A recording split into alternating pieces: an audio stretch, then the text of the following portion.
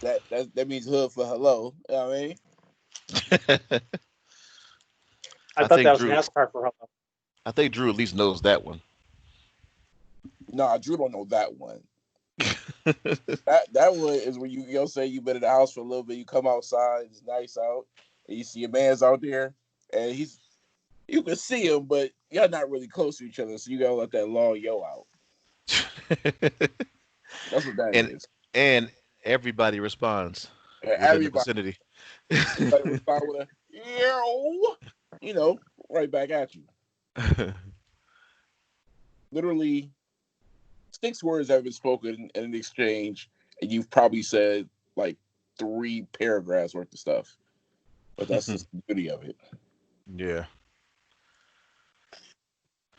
So my name is Total Mac, aka TVD Mac, aka Sick Flair. This is the No Pyro podcast. This is episode 105. Can I introduce the other Yes. two people? Drew, shut the fuck up, man. I got you, dog. Let me let me try the boat, man. You play Gilligan, man. All right. I am one of your esteemed hosts. You heard Drew. He's probably opening up a nature valley. That's what it sounded like 2 seconds ago. That wasn't me. What'd you say? That wasn't me. Okay. Uh. Anyway, let's get to proceeding this evening. Joining me, of course, as always, is Swervily, aka Two Sub Swerve, aka Three Admirals, aka Swollen Pow, FKA Yoko Tuna, FKA. I'm gonna wait till next year. Got to, man. How you feeling, man? Can't do it right now. And I don't really know, man. I'm kind of meh today. You know what I mean? I'm in between. Yeah, I hear you. I'm right there with you. It's a Tuesday. You know, it ain't really nothing special. Yes, this is the meh part of the week. And lastly, of course, joining us as well is No Chill Drew, aka EGB, aka the Applebee's Don, aka AKA those graphics are Garbo. AKA Oh, he started off with shots. He would have happy about changed the it. podcast. I see. Well, but you know what? He didn't go back and watch the 4K stream. That's why. Oh a man. 4K stream looked like Garbo too. It actually looked more like Garbo. You didn't go back. You didn't go back and watch the 4K stream. You like Halo? I fucking love Halo. Yeah, sure. Do you want to play Halo like it was Xbox 360? Not really. Guess what? We got this on lock. Oh man. Drew, let me know your real thoughts, man. Okay, so here's the thing. So I watched it the first time around, and when they hit me with the Fable at the end, I got super excited. You was like, I'm like, whoa. oh shit, this is something. And then I went back the next day and I watched it again, knowing that they're gonna hit me with the Fable. Like, okay, now let's just take in the show. And that's when I saw yeah, they had some good games. They did, but they had a lot of stuff that I'm just like, eh. I mean, The Halo hate overshadowed all the other good stuff that they did show. yeah, I mean, you started off at a low point. Like, at least with PlayStation, they're like, hey, yeah, this is Grand Theft Auto 5, but I mean, we're blatantly telling you this is on a PlayStation 4 engine. Like, we're blatantly telling you this is what it looks like on our last generation. Xbox is like, hey, They didn't get clowned enough for that, which they should no, have.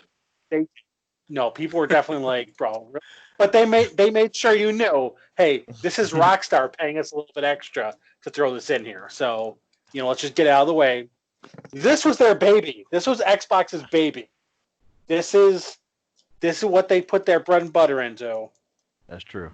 and it did not come out looking good. It came out looking like the Ivers eye match. And was the PlayStation Seth Rollins or what? I think Microsoft. I think Microsoft was Seth Rollins because they made me want to take out my fucking eye.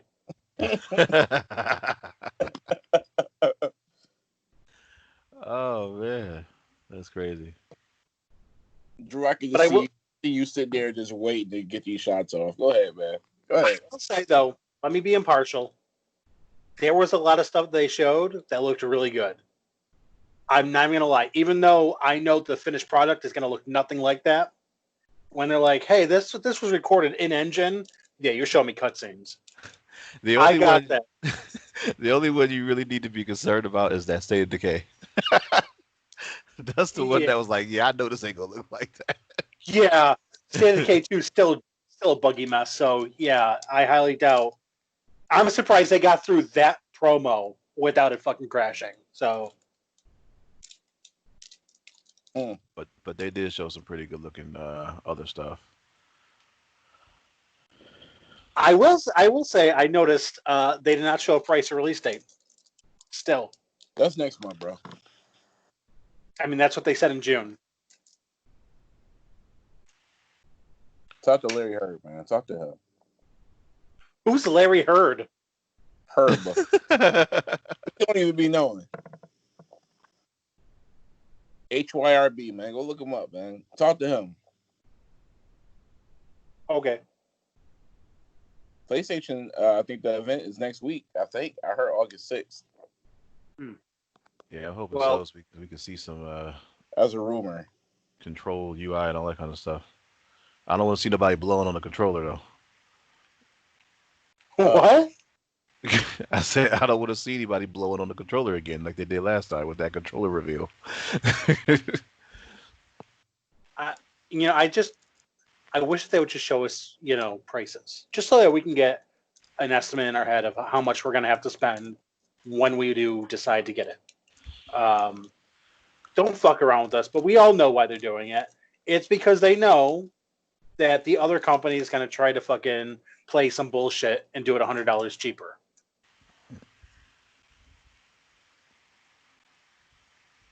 Yeah. Well, we'll see what happens. November 2020. We'll see what happens. I may be making a purchase. We'll see. Right now, sorry, I didn't even give you a percentage earlier. We talked. It's probably right now. It's probably 65-35 MS. Oh, that's a big gap. Nah, because did it grow since last time we talked? Like 5%, but tomorrow it could go down to 60-40. What's gonna happen tomorrow? I could be looking up YouTube, look up some new information. Yeah, Yeah, I'm swaying the other direction, probably that same percent. Hey man, I just feel like Sony doesn't have anything to match the Game Pass, nor do they have anything to match the power, even though Microsoft isn't really touting the power of the system like that, which I don't know if that says something. Yeah, they haven't showed you any power yet, and it's like getting close. We saw like the little videos where they were swapping in between back and forth from different games and shit, but if that UI and the system features are the exact same as the one that I have now, that could dip. And that could be PlayStation with no chill. We could be out there playing Fortnite together. I mean, I don't play Fortnite. Yeah, I mean, we could definitely play some together. I would go PlayStation just because with, their crossover with PS4, I've already got that. So that kind of, leads me to that conclusion. But who knows? They might come out with something like Game Pass. They better. Because all of them games that was on that showcase is going to be basically free if you got it. That is the smartest thing they did, is Game Pass. Which is actually funny because it's pretty much the DRM that everyone hated. when they first launched. They just didn't know how to actually do it. And, now they have Game Pass, which is pretty much the exact same thing, and people love it. Yeah. All you do is adjust the price and they'll forget. And give it a new fancy name. It's Game Pass. It's for the people. It's for you. It'll probably go up. Game Pass will probably go up to like $20 a month or something like that. Well, did you see what they did? They're going to be merging it with Xbox Live because they've already cut the Xbox Live year subscription. So it's looking like they might just merge the two into one collective price. What they need to do is get rid of that paywall for free-to-play games. But they won't. They need to, but they won't. Here's the thing. If they know that you will pay for it, they're not going to get rid of it. That's why Sony made PSN charged. It was originally free. Then they saw people were paying for Xbox Live, and it's like, well, fuck, I'm not talking about that. On Sony, there are free-to-play games that you don't need a subscription for, like your Fortnites. I don't have to pay for, to jump on that. Microsoft still makes you pay for Xbox Live Gold to do that. Really? Maybe Yes. I think what they're doing is with the Gold is they're saying, okay, we're getting rid of Gold, and everything that was Gold, quote unquote, is now going to be Xbox Game Pass Ultimate. If you don't have Xbox Game Pass Ultimate, you'll have whatever standard version where you're still going to be able to get in parties. I think that paywall is going to be removed, but you're not going to have the same capabilities. They're going to add a few extra bells and whistles to Game Pass to probably get you to buy it. But I think they're moving to a 2-tier system where you have your basic, which is you can get online and you could party and you could do, free play days like they have now, versus the ultimate where you're going to have those AAAs and you're going to have some other stuff that you can do with it. I think that's the next move. Well, they better. Yeah. They could use it. It'll help them if they do that. Yeah. Yeah, Well, it looks like they are kind of like leaning towards that where it's all together, but I can definitely feel it's going to be a paywall still because you need to have that service to actually play the games. You can't just get I already forgot what it's called. Holy shit. My mind is drawing a blank, but you can't play the games on there without that monthly subscription. Mm. Game Pass. Wow, I can't believe I forgot that name. I am definitely getting Alzheimer's, I believe. Well,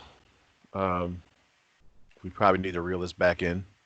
Well, Yeah. no, I have a question to reel it back in. So, what do you guys think a WWE 2K will look like on the next gen console? Ugly as fuck. They're going to be so I don't know if you notice with games like that, they always debut with these big jumbo-sized characters, and then they refine them down as the years go on. They're big and shiny, with shiny coats of paint, but they still play the same. That's all it's going to be. You might have 9 men in the ring, or something like that, and then they're going to be like, oh, it'll be too buggy because with the 9 men, so they'll go back down to like 6 with the next one. So it's gonna be the same patterns that they follow every year, if they even make another one. Launch titles on new consoles, not launch titles, but the first sports games on those new consoles are always rough.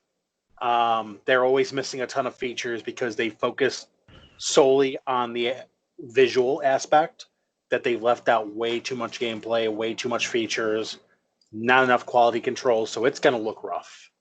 Yeah, you're going to have like 6 match types. 40 wrestlers. Like, come on, man. This is going to be terrible. But they're going to look great. Remember SmackDown? Was it 2007? Was that the first one that crossed gen, or was it 2008? I think it was 2008. 2008. That's the one where like Kurt Angle was like really huge, like he was on steroids. He was never that big in his life. Yeah. He looked like the the alternative wrestling game they be coming out with every now and then, where everybody's jumbo. He was looking like that on SmackDown. Oh, was that Battlegrounds or something like that? No, like Legends of I think it was Legends of Wrestling. One of those. They was looking like those characters. Oh, I remember that fucking game. That game was. I like that game. Oh, you did? You the I first person did. I might I think that ever said that. Come on, bro. I like the first two games. Those are actually really fun. I have And then never even played them. yeah, THQ bought out the license and made it a WWE game for like the third one, and it was shitty. Oh man. Yeah. All right. Well, we'll probably end up talking more gaming next week as information hits us. Do we have anything as far as later in the show for Abby? He did message me on one of our many communications that we have in life, um, and says that he had sent something over. So I would check the email, Drew, when you get a moment. Okay. So I don't have a text, so I think he sent it via email. Yeah, let me just pull it up right now.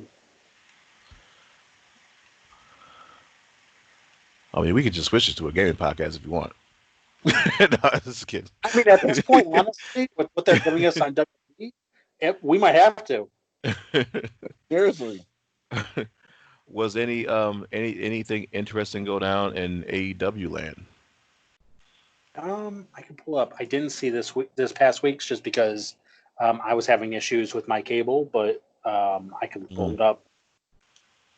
And Abby, let's see. It looks like Abby may have. Yes, he did. Okay. Oh. So we can get to that later. But did you want me to pull up AEW? Yeah, why not?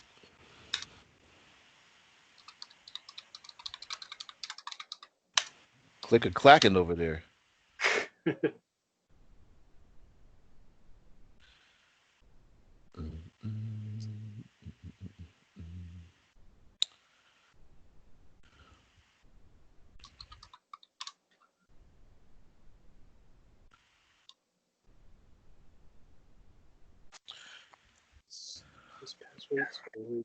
So Dead Space also was a video game.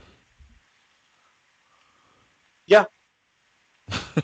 Other than the Dead Space we just had. Okay, so yeah, we do have AEW pulled up. So we started off with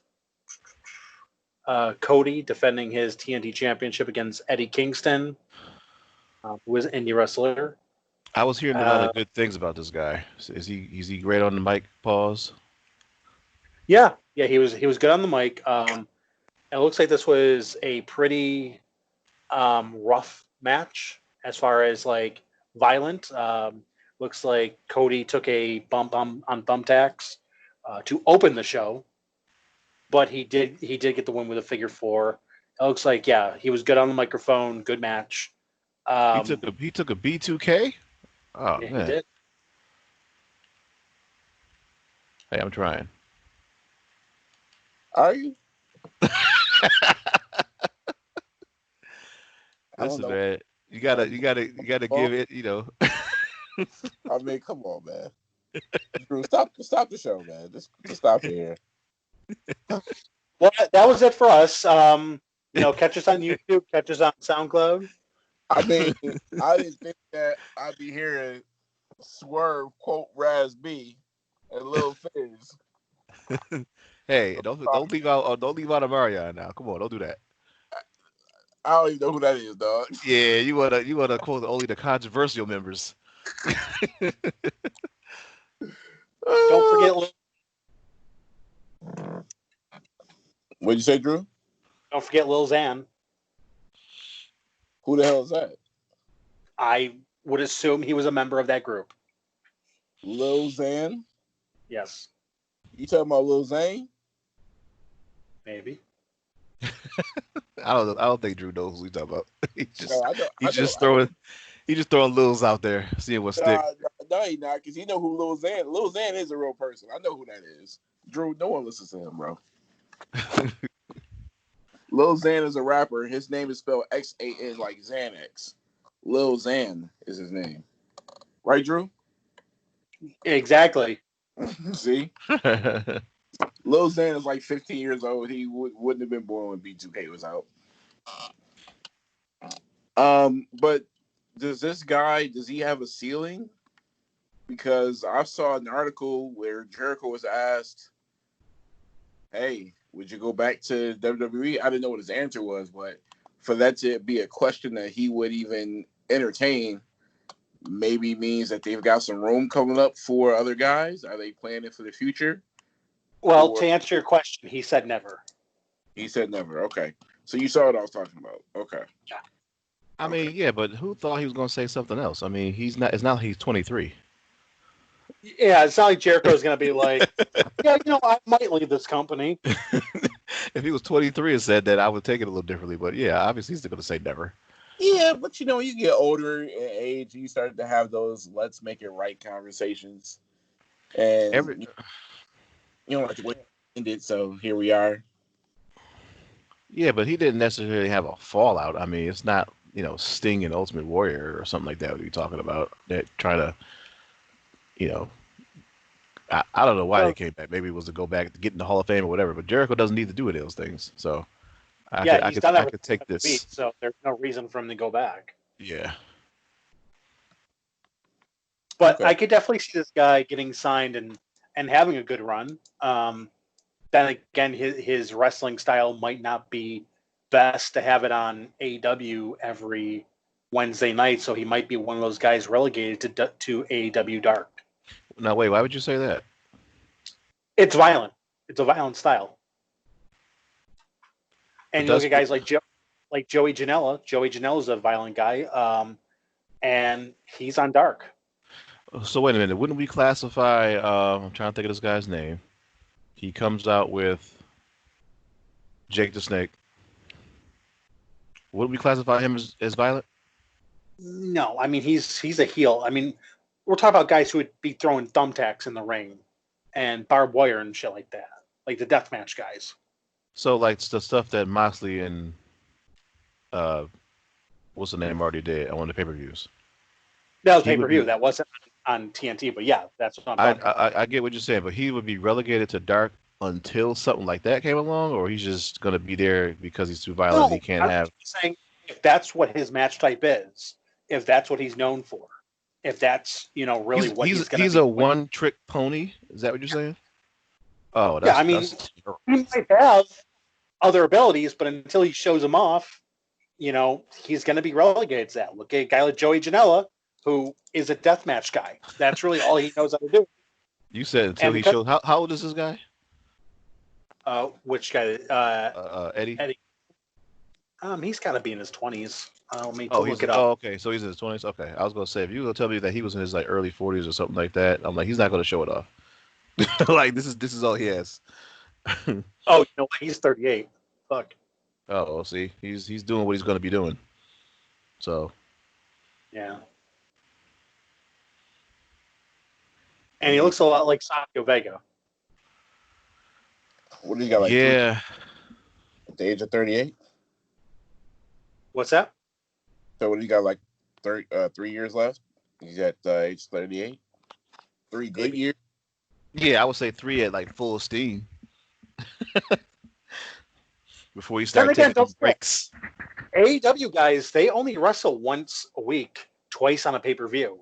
So they're not having to do the schedules that WWE guys are doing. So they might last a lot longer than a guy in WWE who is just their body's destroyed at 40. So you're saying they don't have Triple H knees? I mean, some of them might, but yeah, I mean, it's a lot less likely in AEW. You're not getting the Kevin Nash hammies.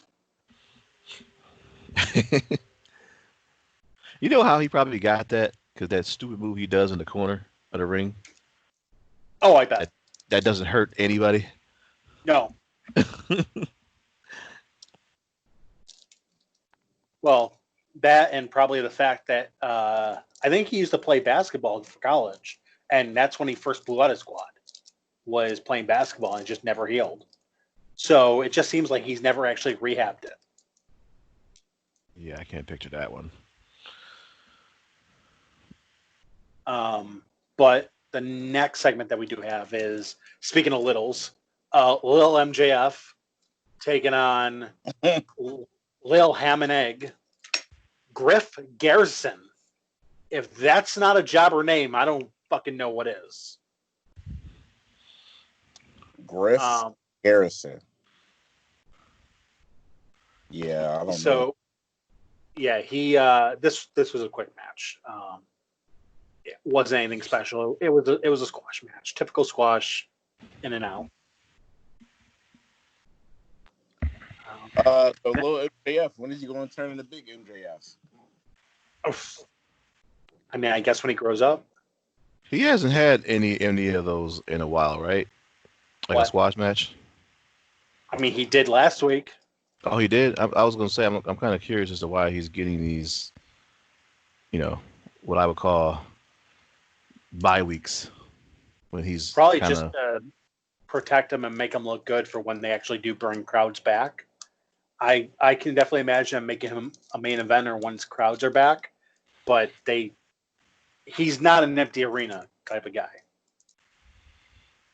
I don't think anybody is, but how long can you keep the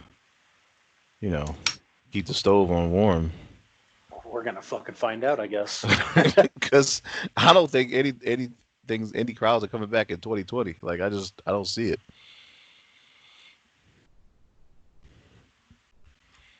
I mean, it's possible. It's definitely possible. But it's probably not going to be till wintertime, November, December-ish. Freeze the corona. That or vote it out, I guess. The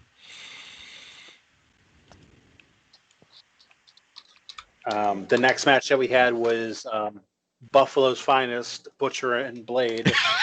Yo, don't ever do that again. What? Not until they become something. Dude, don't you start throwing that out there. What other pro wrestler from Buffalo do you know of? Mark Merrill? Yeah, that's why these guys are our finest. Whoa, bro! Are you forgetting about Buffalo's own Beth Phoenix? Come on now. Yeah, but I mean, now Beth Phoenix is a hell of a competitor. Did she live in Orchard Park? But I don't know because she took a RKO like a champ. She never. She still might be laying there. She's out for a while. Well, okay, I'll give her the. Okay, so Buffalo's finest male wrestlers. Where are from? Are they from like Riverside area, South Buff? I don't know where. I'm willing to bet South Buff. Yeah. If I just had to look at them and tell, I'm putting my chips on South Buffalo. Or North Tonawanda. Somewhere in the North Town. Yeah. I probably drove past them. What's that? No, I was saying what happened with them. Oh, so they took on the Young Bucks. And during this match, the Butcher and Blade threw Matt Jackson through a table. So obviously it looked like they were going to win. However, let's face it, this is a tag team match in AEW, which means tables don't mean shit. The Young Bucks come back, hit the Butcher in the face of the chair, and the Young Bucks end up winning the match. Are you sensing favoritism with these guys? No. Not. Are you telling me that you think that in a company where somebody related to Dusty Rhodes is booking, that he would put his friends over Not a chance. Not a chance. No, I mean, Jim Crockett Promotions is doing strong still. It definitely did not go out of business, bankruptcy, because Dusty put all of his friends over. That never happened. So yeah, you need to get that out of your head. All right. Let's Cody. By the way, folks, all sarcasm. Right. If they know, they know. But Cody told the wife, "Get your ass to work too. You ain't about to be back here sucking up my money." Yeah. Get yourself in a tag team that makes no sense. Right. I don't know what she's doing. If I'm the what's my man name who does Brother Love for WWE? What's his name? Kevin Pritchard. Bruce Pritchard. If I'm the Bruce Pritchard of AEW, whoever the fuck that is, I believe Billy Gunn. Billy Gunn, we're scrapping everything that you got planned, bro. It's awful. She just needs to be manager. I don't know why they put her in anything. She's not getting over. First off, Butcher and the Blade are a heel tag team. The Bunny is married to the Blade in real life. We all know it. But they're gonna be in a babyface tag team together. You were just fucking feuding, and now you're just a tag team together. It's why? And I don't know if they're saying, well, because of Corona, are people really paying attention? They're watching, but are they paying attention? I mean, I am. I'm trying. At this point, like I said last week, it was safe to say that the WWE, even as terrible as their product has been over the past 2 or 3 months, they know that the competition is not with AEW. AEW's competition is NXT. Yes. And I will also point out Chris Jericho knows this as well. Because when he says that they won the ratings war, he didn't say that they beat WWE. He mentioned that they beat NXT. So they make sure to point out that, no, we know who our competition is. It's NXT. Well, I mean, they're not on Monday. Well, you can easily sit there and go, well, we got the highest rating of any wrestling show. If you do. They didn't, but if they did. Yeah, but even then still, if you say that and you're not on the same time as I am, you can say that all you want. It doesn't matter to me. It only matters when we're on head to head. And if you do it then it matters to me. Hey, a humble brag, still brag. Okay, Swerve. Can they move AEW to Monday and have a chance? You said, can they? Yeah. Probably not right now. If things ever get back to normal, they can. And I would give it a few, maybe like another year or so. But right now, they have Orange Cassidy, Jericho, and who else do people really care about over there? Yeah, Pac. He hasn't been on TV in a while. I mean, like, who gets people excited when they see him though? I don't know if Pac's doing that right now. MJF, Kenny Omega, MJF, Moxley, Jericho. See, I don't. Well, I mean, I guess maybe Moxley, but it just feels like it's dwindled down. But I don't know. I could be wrong on that one.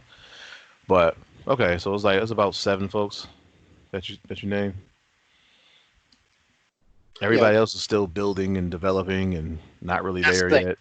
They got to build their brand before they even decide that they want to do Monday nights, because you can't go head to head against WWE Raw without established stars. They're gonna wipe the floor with you, because at that point in time, Vince is gonna be like, no, we're focusing.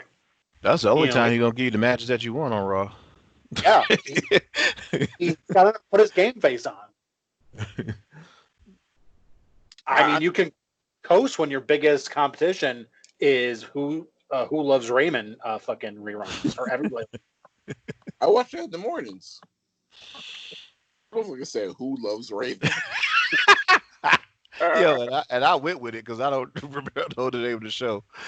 Everybody loves Raymond, not who. I almost wanted to say it in Canyon's accent. Who loves Raymond? No, Drew. It's who's better than Raymond. Who's better than Raymond? Uh, When I hit you with the Raymond cutter. I couldn't stand Canyon, dude. I'm glad, like, yo. Just hold that fucking thought for 5 seconds. When you said, I'm glad, just hold that. Don't say it. Don't finish that sentence. Don't finish that thought. I'm just saying. That's dark as fuck, even for me. Speaking of Canyon, I did punish myself the other day, and I watched what was it, Bash at the Beach 2000? Ooh. And Canyon had a match on there where he was mimicking DDP. That's why I called the Raymond cutter. Yeah, he had called it the Canyon Cutter. I do remember the Canyon Cutter. That had a little streak in WCW. All I was saying was that I'm glad WCW is gone because it got rid of the piss poor wrestlers. And even though he's not here with us anymore, Canyon was one of the piss poor wrestlers. Do you remember that movie, Ready to I kind of Rumble? had to disagree with you on that one. You think so? I disagree that he wasn't. When you say piss poor, I don't know if you mean like talented in the ring or you mean something else. If you mean like in ring talent, I would disagree. Yeah, he was actually a good wrestler. I'm not gonna say he wasn't talented. I'm just gonna like Cesaro's talented, but if you had to describe his career, you'd probably say it was piss poor. Oh, okay, Yeah. I can agree with that. Yeah, that's the class he's in. But if called on, he can have a good match. I don't know about as Mortis, but as Canyon, he could.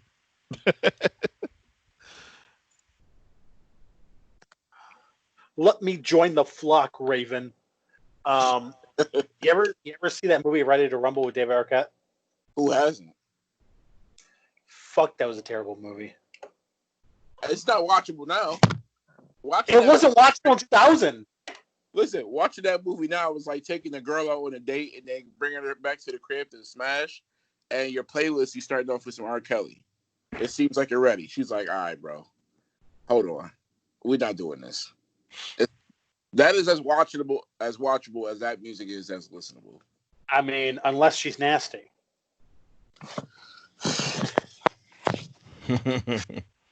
All right, Drew. I don't know who you be getting your Ozzy brothers on with. I'm gonna pee on you. I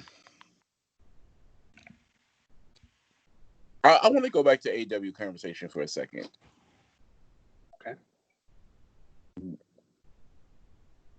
Over the past couple days, I've been asking, like, because I like competition, like the next person does, but I'm like, yo, what can they do to get themselves onto the next plateau? Because I don't know if NXT is looking at them as a threat. I mean, I kind of want to say yes based on what they did with Keith Lee, because why would they make that move on a taped decision? And put Charlotte down there for a little bit. Right. But then I say, well, AEW is kind of kicking themselves in the foot because they're not really using that to their advantage because they should be super over. I don't want to go into probably some dirt, but look what happened this weekend with on this podcast with Adam Cole and Pat McAfee. I don't know if somebody from AEW could go in there and do that. I don't know if MJF could go in there and do that. And it end up trending #1 worldwide. I just don't know. Well, it's trending #1 worldwide because it's Pat McAfee. Let's face it. If Adam Cole did this on our podcast, nobody would give a fuck. It's a well-known sports podcast, and it's noteworthy in a time where there's no sports on TV. Something noteworthy happened. Everyone's talking about it. Here's what needs to happen for AEW to be competitive again. Pro wrestling needs to blow up mainstream again, like it was in the late 90s, where it's literally everywhere. You got to find those couple stars that just transcend. You're saying wrestling needs to find his smile. Kind of, yeah. Where you have people who can be on Saturday Night Live, can be in movies, like not WWE movies, but like actual movies. Yeah, we're not looking for a Marine 5. We're looking for something where somebody who's still actively wrestling could be in a blockbuster movie that makes good money, and all of a sudden, wrestling has this shine to it again. That's going to help it because then it's going to trickle down to everyone. But until they find that, it's just going to be its own thing. See No Evil 3 with the Fiend? We don't want CM Punk movies either, bro. So you can keep your suggestions. I didn't say CM Punk. I said See No Evil 3 with the Fiend. I know what you said. I'm just saying I don't want it to get to that level. We also don't want the Big Show. Hey, that's your loss. It is, but it's also my gain. You are missing out on good family fun content right there, my friend. Remember when we all used to get together for the podcast before COVID and I just let out a big belt of a fucking laugh? That was that was a laugh right there. I couldn't get it off because I'm by myself. But that one right there, yeah. Sorry, come on, man. You got some nerve. Better off recommending a Val Venus porno, bro. I don't know any. I don't know any either. Proudly. You the Roger Ebert of the podcast, man. So I know you got something up your sleeve when it comes to flicks with pro athletes, pro wrestlers, or whatever. But no, I agree. They need to get back in that arena. Do you agree about the Big Show? No one's watching Big Show on the laugh track. Then now you come back, you're supposed to be menacing and all of that. They need to stop breaking the fourth wall. Or they need to start breaking the fourth wall, excuse me. They need to be okay with Adam Cole going on that podcast and saying the F word 3 times. Because he cussed Pat McAfee out several times on that exchange. Right, Drew? He did. And NXT is a kid family-friendly show. That's what Hunter Triple H says. That's what he told me. But here's the genius in it. And this is why I feel that this was a Triple H idea and not a Vince McMahon idea. Is okay, our television program is family friendly. Wait, Drew. Yes. Hold on. Let's finish NXT first. And we'll come back to that. Okay. Oh, you mean AEW? AEW, yes, I'm sorry. Okay, so the next match we had was Diamante taking on a debuting Ivelisse. Ivelisse was a former Tough Enough competitor. She was also formerly in Lucha Underground. Diamante ended up getting the win over Ivelisse, hoping that she's actually going to be sticking around AEW. And this isn't just a one-time thing because she's actually a really good wrestler. And she would definitely help this women's division big time. What do we got next? Then what's that? No, yeah. What do we have next? Next up, we have Alan Angels of the Dark Order taking on one half of the tag team champions, Adam Page. So here we go again with the Adam Page and Hangman feud or friendship, whatever you want to call it. Why is it a handicap match? You know? Well, no, this was one-on-one. But the entire Dark Order was out on the stage. Okay. Eventually, Hangman Page did get the win. After he got the win, Brody Lee and Cole Cabana came out and joined the Dark Order on stage. Dark Order offered him a spot in the Dark. They offered him a spot in the Dark Order. and promised never to leave him alone like Kenny Omega does. Hangman Page turned down the offer, and it led to a huge fight. FTR and Kenny Omega showed up to assist and clear out the ring. So it's looking like Colt Cabana is in the Dark Order. Interesting, I guess, but yeah. Is it like instant stardom, like when the people join the NWO, or no? Not that same vibe. I don't think anyone gets stardom from the Dark Order. I think that's more the Job Squad. Hey man, put some respect on Blue Meanie name, all right, dog? That's a legend. I'm not even gonna say it. You're dealing with a big shot, Bob Holly over here. Oh man. Remember the loading screens from like Warzone? And Yeah. with a certain dance? Oh man, that was my dance back in the day. The Cabbage Patch. Yes. Thing with AEW, man, a lot of weird ass character names. This is the shit that Vince loves.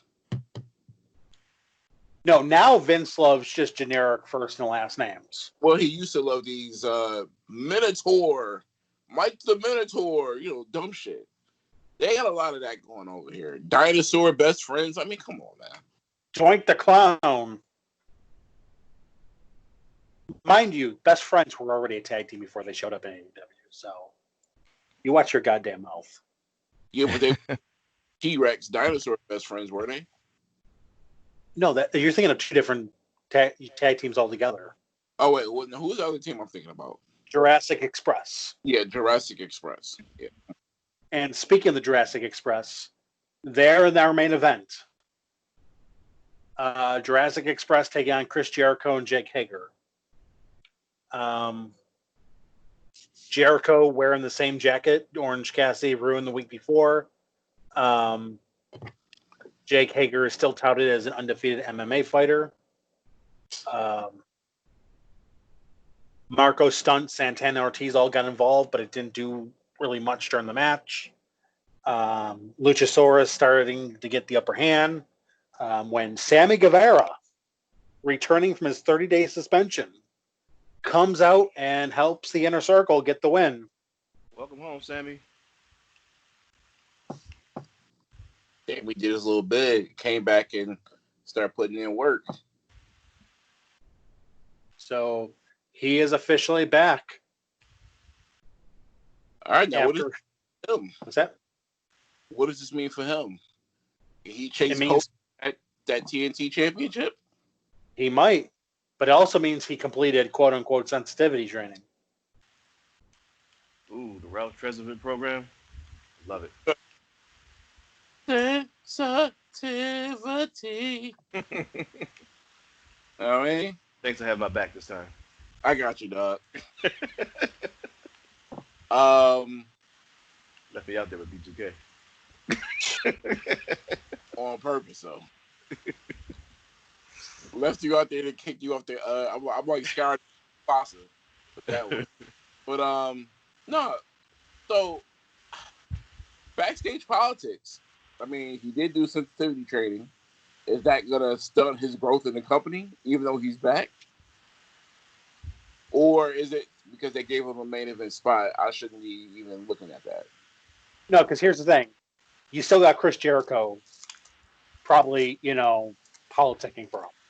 So as long as he has that, there's no downside for him. Nobody's burying him. Chris Jericho's politicking for those guys. That's one thing I wanted to ask before we get off of AEW about Chris Jericho. Do you guys feel like he wants another title reign, or is he just did his thing with bringing it in, and now he wants to just kind of see other guys and do their thing? I think that he definitely wants to be still a top guy. You could definitely tell that he's not okay with just settling for mid-card. Okay, what is going on? Because I'm getting just a lot of static. I don't hear any static. What better than fried chicken, man? Come on, man. We hear you, big dog. I'm not doing anything. I don't hear any static. Yeah, because it's on your end. Okay. So Yeah, I feel like with Chris Jericho, I don't know if he wants another title shot, but he definitely wants to stay in title picture. You know, he has a taste of the Hogan juice. It's like, oh, Hulk Hogan just wants to stay at the top WCW. That's kind of fucked. And now that he's the old guy who's a top star, he's like, oh yeah, no, this is kind of nice. I plan on staying here. So is that like another one of the Cody promises to like one of the here? Okay, here's my thing, and I'll ask you this, Drew and Swerve. Is Cody treating some of these elder statesmen or some of his best boys as like the founding fathers of AEW, where there's going to be different preferential treatment for the life of their stay at this company? Because we all know Jericho doesn't need another championship, but why is he in the picture? Or we all know that Matt Jackson and his brother are on the board for AEW, but why are they in the tag team championship picture? Why not be there to put over other guys? Why do you need to have that Hogan juice in your mouth? Pause. I think it's the guys who are in the actual elite stable are going to be the guys who are constantly on top because let's face it, it's their company. And Chris Jericho's been around long enough to know how to politic and keep himself up, on top. So that's really where we're at with that. Where you just want to take the pay of somebody in an elite stable versus the booking of one? I mean, It I'm sure depends they're on getting. how it makes you look on TV, if you're asking me. I didn't think about that. And I'm Chris Jericho, you know. Right, what the hell you bring me over here for? You got me wrestling him Yeah. every week. Yeah. Because I know Chris Jericho has come out and said that he's pretty much booked himself into a lot of these feuds with like Orange Cassidy, with Marco Stunt. Anyone that he sees is like, wow, this guy's actually talented and over. He's booked himself into those roles. Like he's basically gone to the booking and said, hey, I want to wrestle this guy. Okay. So he has a lot of clout. Mm. I just hope that he's picking the right people to put over, and not just anybody who can circle jerk back. No, I think that Chris Jericho definitely has a good eye for the talent because all the guys that he has gotten in the ring with are decently talented wrestlers. It's not just, hey, make me look good. It's he's made everyone that he's been in the ring with look good. Now, if they have to hold their weight and stay looking good, Right.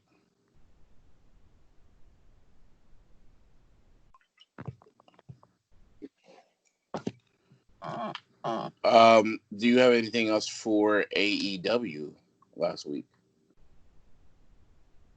that's all I have for that. All right. Do you guys have SmackDown pulled up? I can get it pulled up.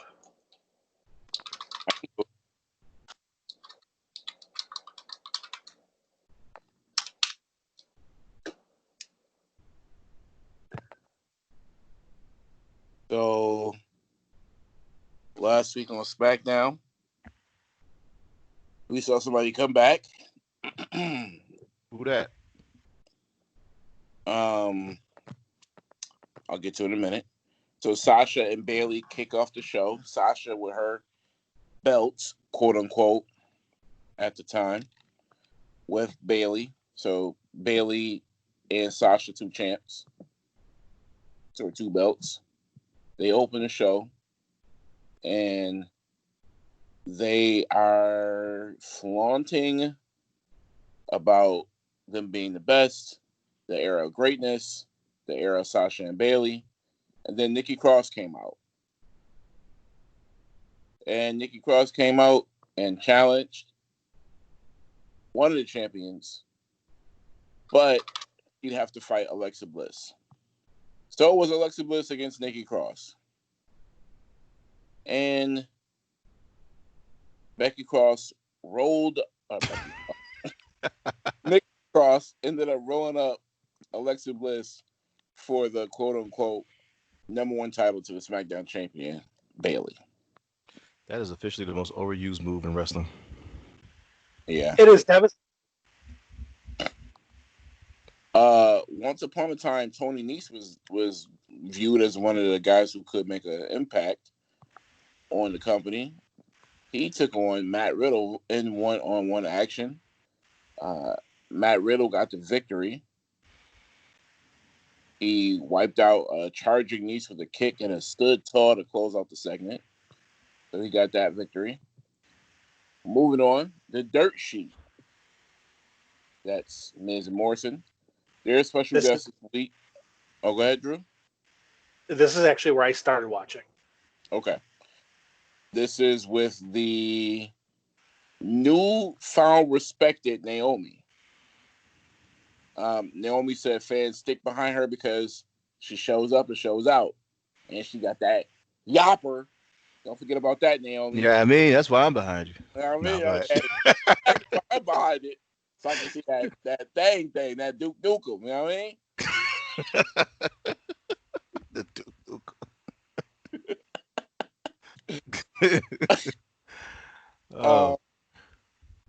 Miz and Morrison said, hey, we appreciate you. We appreciate your hard work. And then they introduced Lacey Evans because, of course, this is like Ricky Lake on Friday fucking night when they're looking for confrontation. Ooh, so Lacey Evans said Naomi was washed up. And those two ended up fighting. Naomi knocked Evans out the ring with her nose bloodied, a.k.a. she got Nia Jaxed. Which it was definitely lipstick, but... Well, what did you think of this segment, Drew? So first off, I did like Miz and Morrison as heels, just because they kept on, kind of poking fun at Naomi, and she's like, right now you guys make me sick. And Miz is like, how much do we make you sick? How much? Is that 5 puking Seth Rollins that you make us sick? And they actually had like 5 stars show up on the screen of Seth Rollins throwing up. I thought that was actually pretty funny. It actually made me chuckle out loud. So, all right. Where was Jimmy or Jay at? And or both? Either staying away from coronavirus or maybe arrested. I mean, it's possible. The last couple of years. Maybe arrested. Let's move on. Big E had to ask Big Daddy, a.k.a. Kofi Kingston, for a blessing to compete in a failed 4-way number 1 contenders match for the tag team championships. I fucking hated this. Or excuse me, for the Intercontinental Championship. Excuse me. So AJ Styles is on commentary with Cole and Graves. For the commentary for this match, it was between Shorty G, Big E, Drew Gulak, and Lance Dorado. Lance Dorado, I'm assuming? Why did he have to get a blessing? It wasn't like he was trying to date his sister. No. So this wasn't part of the number 1 contender match. This was basically Kofi Kingston saying, hey, you should basically go on a singles run now. Big E constantly like, no, man, I don't think I should, basically cucking out. I don't think I should be a singles wrestler. I'll just wait for you guys to come back. No, you have our blessing. Be a singles wrestler, yada, yada, yada. He basically had to convince Big E to actually, try to be a singles wrestler. The number 1 contender match was actually Lince Dorado, Grand Metalik, Drew Gulak, and Shorty G. So Big E wasn't even part of it. That was just Yeah, my bad. Yeah, that was a promo before it. Okay. I thought he was in the match. I'm sorry. Grand Metalik ended up getting the victory. And then Styles came over because he was on commentary, asked to shake hands. Asked to shake hands. Grand Metalik refused. AJ slapped him, slapped AJ back. They got into a scuffle, and AJ went running. So yeah, they're probably going to have their match coming up, but I just didn't like the Big E part because it just seemed like he was like cucking out almost like, oh, I don't think I should be a singles wrestler. I was like, dude, you're built like a brick shit house. Fucking be a singles. A little bit. You were Intercontinental Champion. Yeah, you should be going for a bigger belt. You should be going out on a singles run. Both your partners are injured. You don't have to sit there and go, "Can I get your blessing?" Get the fuck out of here, man. Do you think that this is setting up some kind of long WrestleMania-esque storyline with the breakup of New Day? The long I don't think so because Kofi's only out for 6 weeks. So we're talking SummerSlam. Big E could go over as a champion. That or Survivor Series. I'll be interested to see what type of singles run they give him. Because I think he's deserving of one, just as long as it results in him getting a championship around his waist. Well, there's a lot of guys who are deserving of it in WWE, but yeah, we all know how that goes. Yeah, I hear you. Moving on. Not a girl fight, Drew. But what kind of fight do we have? We got a bar fight. Whoa, a bar fight between Sheamus, who's made fun of Jeff Hardy being in bars, getting heavily intoxicated, against Jeff Hardy. This is a month-long feud. I don't know why Sheamus is in these spots. I was waiting for him to go back to getting the title picture, but I guess not. I do feel like this is a little bit unfair for Jeff Hardy because he's fighting a guy who's not fighting in the bar. He is the bar. Ah, got it. Did the name of the bar actually say the bar? Oh, I have no idea. I did see a lot of it was green screen, so that's amusing. Oh my god. Okay. Because you know they can't go into a real bar. Yeah. That place was empty as fuck. Oh my god. So Jeff Hardy ended up beating Sheamus in a 1-2-3. Please make this a playable mode on the next 2K. It was actually pretty decently fun to watch. They did a urinal spot where he put Jeff Hardy's face in the urinal. They did a lot of fun spots throughout the bar. Jeff Hardy apparently stood up and his face was magically painted. So at that point, I'm kind of like, okay. And then swantoned off a ladder that was there for no reason. So this is the brother Nero, yes? It is. Well, I alluded to somebody coming back, and it's him, brother Nero. He's reincarnated, and now on SmackDown. How do you feel about this? Well, I wasn't as shocked by that, but shocked by the fact that they mentioned somebody who is deceased during this match. Okay, I didn't watch, so please make reference of who they were talking about. They were talking about Matt Hardy, they brought up. Oh my god. And he's dead to them, so that would be deceased. Yeah. So basically, Sheamus sat next to him at the bar before they started fighting, and they mentioned Matt Hardy by name. When you say they, was it Sheamus or Jeff or somebody else? Sheamus said it to Jeff. What did he say? You remember? I don't know offhand, but he said something like, "Matt's not here to save you now." Ha! Better to be pissed off than pissed on. Oh, that was a couple weeks ago. We're just talking about them bringing up Matt on WWE programming, which I didn't know they would do something like that. And also, brother Nero was the wrestler that came back, by the way. Oh my god. I knew you would come, brother Nero. Oh my god. Oh, don't do it. Oh my god. Yeah. Anyway. 2020 is wild as fuck. Anything goes. You have any other thoughts about this? No. All right. Well, moving on. But that was the main event. Yeah. All right. My bad. I thought it was another match. Yo, No, so I watched this at my parents' house. I actually went over there on Saturday. They were watching on FS1. So I sat down. That's actually where I saw it. And my father said something that was actually, I actually started laughing a little bit. At one point, he's like, we've been watching this for probably about 40 minutes. And I haven't seen a single wrestling match on this wrestling show. They did between that Naomi on Miz TV, the Big E segment. That was like a good like 40 minutes where there was nothing. That's why these SmackDown shows are so easy to recap. They got like 4 matches.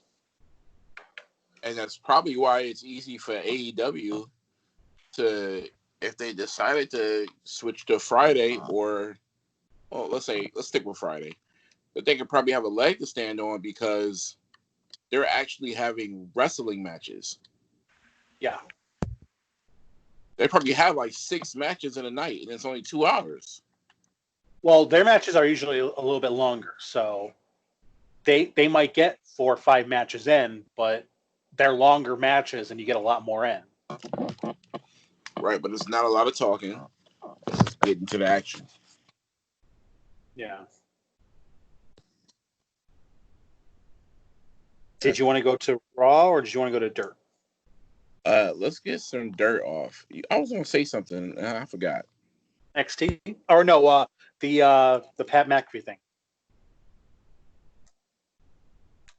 We never continued that. Okay, let's go back to that. So you said this is Triple H's doing and not Vince's. Why? Yeah, and this is the genius of it. Triple H knows that NXT and WWE are all TV PG products. They're not even bleeding out swearing. They're not even touching it. So how do you get around that? You have your stars doing it on somebody else's show that's not TV PG. So it's, hey, we want you to have a blow up and make it look real. We can't do it on our show. So why don't you go on his show and do it? Work on A block. Pretty much. Pretty much. And I think it was done to perfection because it got a lot of people talking. Like, is this real? I mean, but it's like you could definitely tell by the dialogue that it was a work. Just because if you're arguing with somebody for real and you're blowing up at them, you're not going to sit there and say, I'm the longest reigning NXT champion of all time in your blow up. It doesn't matter how long you held the NXT championship. It's all predetermined. It's not an accomplishment. So there's no reason to throw that into your blow up. Unless it's scripted.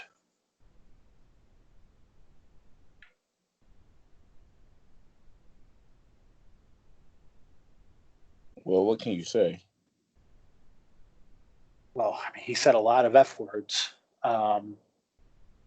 He did mention, because basically, did you see the segment at all?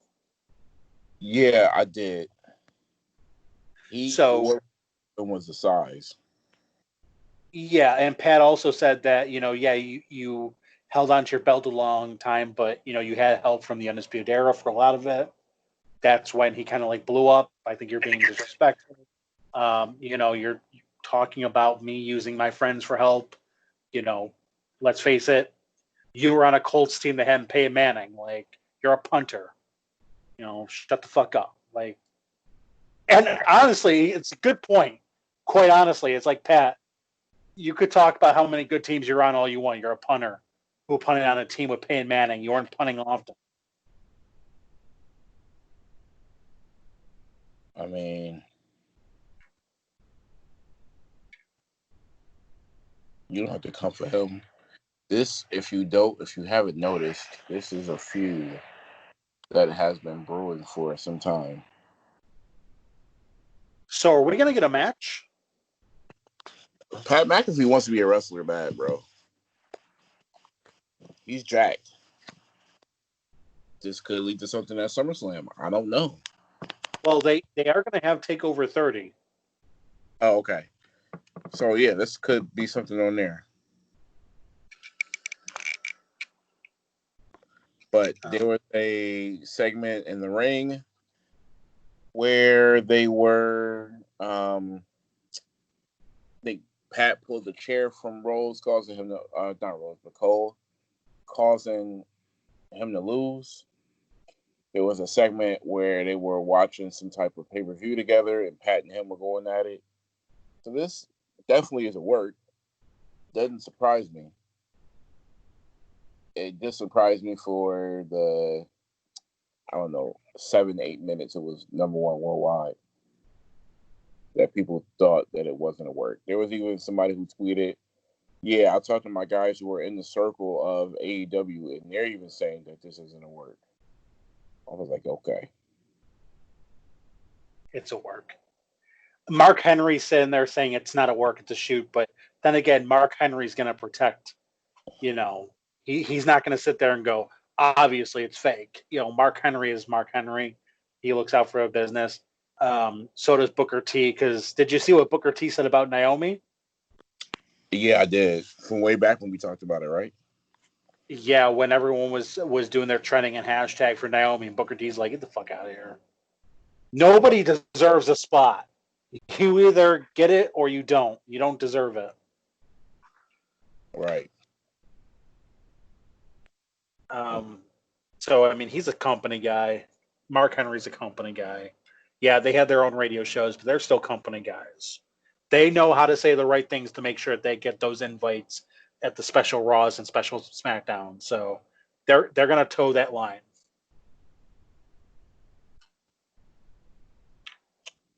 All right.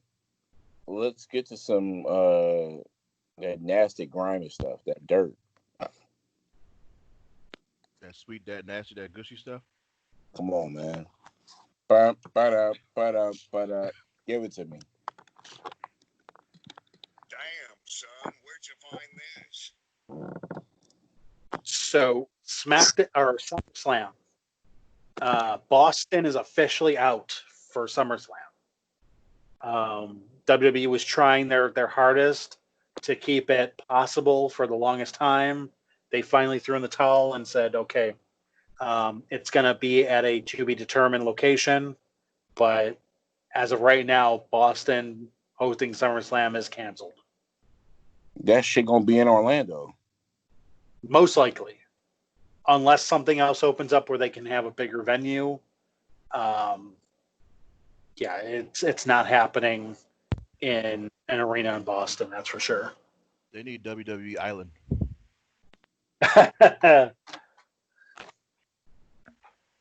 That shit will be like off the coast of Greenwich, Connecticut, too. Or I don't even know if Connecticut's near the ocean, but if it is, it'll be off the coast somewhere.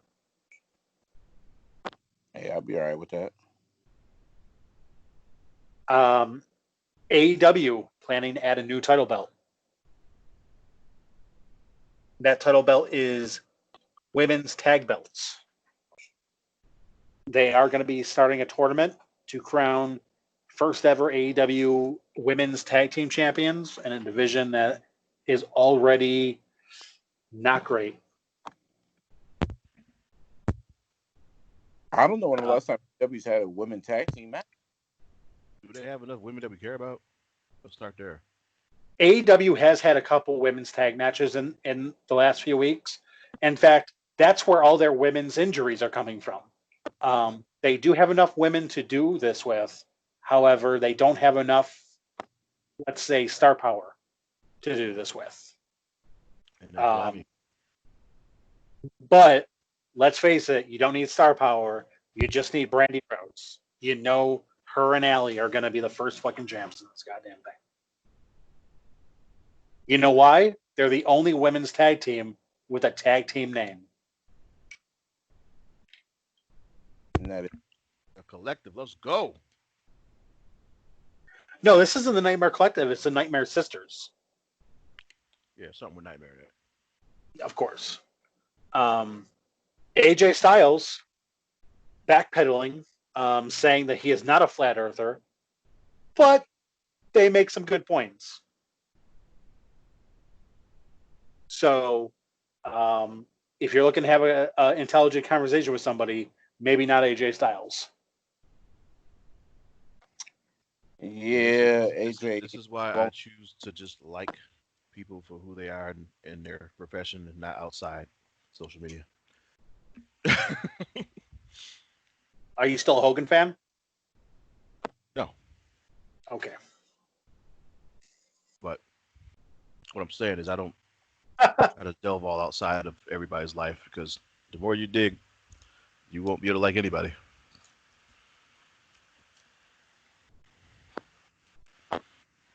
Well, Say speak. less. What's that? I said say less. Stephanie McMahon, during a interview, stated that WWE views diversity as a very important topic, and that diversity matters in WWE. Get the fuck out This of here. is the company that I believe they're going on their 60th year, has had one black world champion. Two if you count The Rock, but nobody does.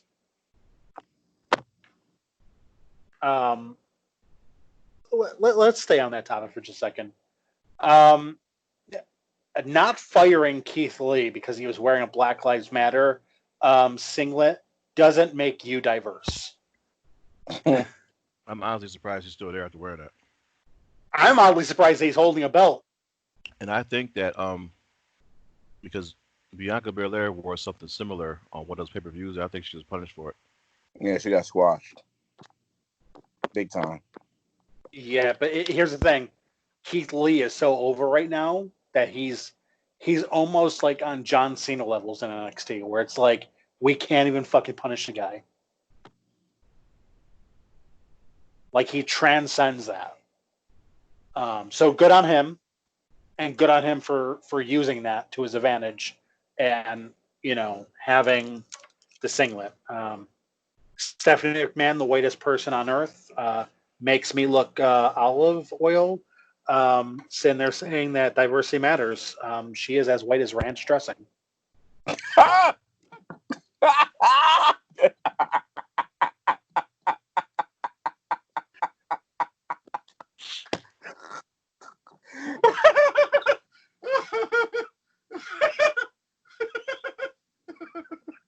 Somebody's tickling him over there.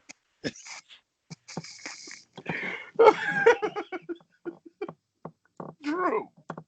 What? These colloquialisms, man. You're the best, man. You're all right with me, Drew.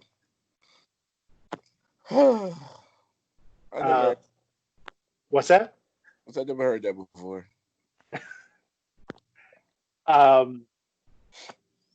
Speaking of things that are funny, Brandy Rhodes openly admits she's not a fan of your Richard picks.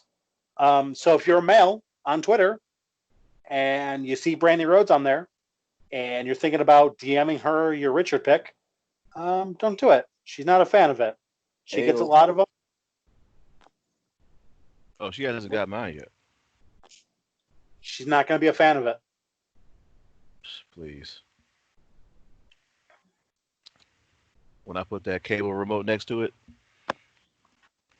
Oh, that's what Hey, she married a white dude. So you know what that means, don't you? You got to put an ATM receipt next to it. That's the only way she's going to get your notice.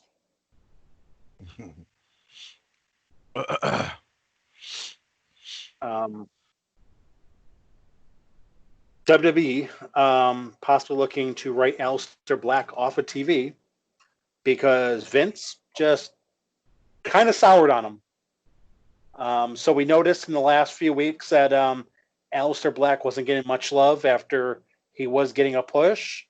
And yeah, it is because it's looked like Vince is not a huge fan of him. It looks like they're going to be writing him off TV with a back injury to try and repackage him and do something. Black, when did he expire? You know what? With Vince, it's just one of those things where he just wakes up and it's just like, you know what? Fuck that guy. Because I thought his character was decent. You don't hear him like talk in the ring that much. He was doing the behind the closed door stuff, but that wasn't really going anywhere. They could have went somewhere. They just decided to make it be Cesaro. I think, and that was when they kind of like, all right. But But I don't know why they chose what they have a good thing going, and they just like stop it in its tracks. well, because you know what? There's sometimes that Vince McMahon wakes up and feels like Austin Powers is his father. There's only two things in this world he doesn't like: people who are intolerant of other people, their religions, their creeds, their backgrounds, and the fucking Dutch. And unfortunately, Aleister Black is Dutch, so fuck out of here. Oh, I didn't even know he was Dutch. Danish, I guess that the same thing as Dutch? I guess I don't know. I didn't know that he was that that was his background. But yeah, I was just wondering like what happened there because I don't see him as like a tag guy. He's a singles guy for sure. And they started to try to tag him up. This is a while ago. They started to try to tag him up with Ricochet. I was like, oh, this is a waste of time. And then he went on to, I think he had a feud with Bobby Lashley where he beat him. He feuded with, was it AJ Styles? And he won that match. And then I think after that, it just went downhill. Like they just, didn't know what to do with him after that. So I don't know.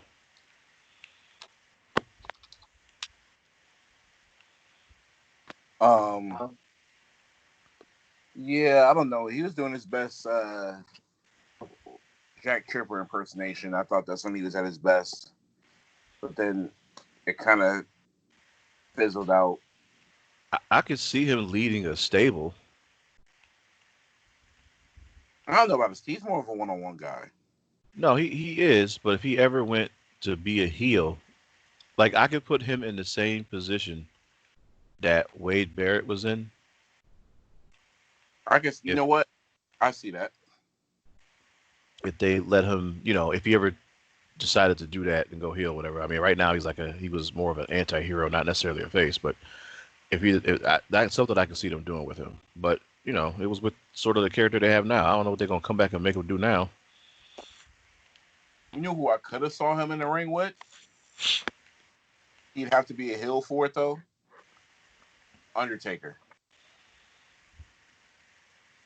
I think that those were talks when but he wasn't ready. Yeah, because his gimmick calls for it. I mean, his gimmick is definitely something that can rival Undertaker. Mm-hmm. Yeah. Yeah. Better than the things that they try in the past. And right. I'm talking about that guy. What was that dude's name that he was dressed in all white and he never made it past like a SmackDown day? Yeah. They tried it with him. I will never, until my dying day, forget Mordecai. Okay? Right. I will be 80 years old, not know my grandkids' names, and I'll be like, I remember Mordecai, and then they made him a vampire on ECW. But that's the definition of trying too hard, and that's what you get. I feel like Aleister Black would have been more of a natural, creation to something like that, where you could have challenged Undertaker had he not been already 50. But they gave that motherfucker Pyro and everything, and he had like 3 matches. Yeah. Yeah, so I mean, gimmick works. He's good on the mic. He's got a nice finisher. I think that would have worked with him, but he pretty much has what you need to kind of be successful there, and still is suffering. All right. We got more dirt. Yep. So WWE has added 2 new members to their creative department. Bruce and Bruce? No. Believe it or not, it's not Bruce and Bruce, even though that is the head of talent relations for both of them.